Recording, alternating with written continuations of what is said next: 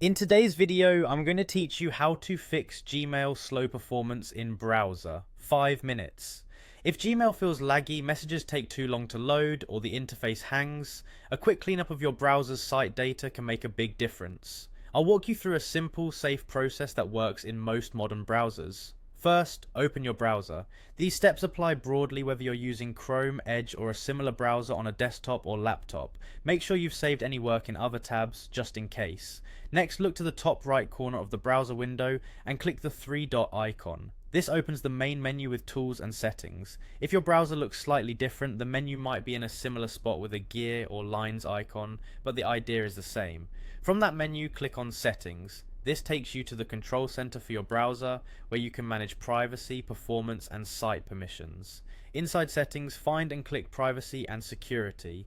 This section contains the tools that control how the browser stores information from sites you visit.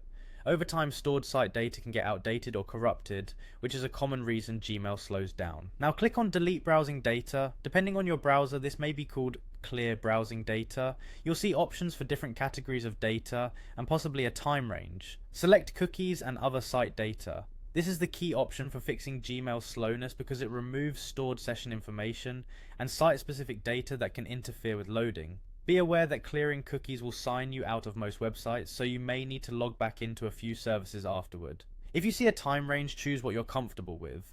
Broader ranges remove more old data and can be more effective. Click on Delete Data to confirm. The process may take a few moments, especially if you haven't cleared data in a while.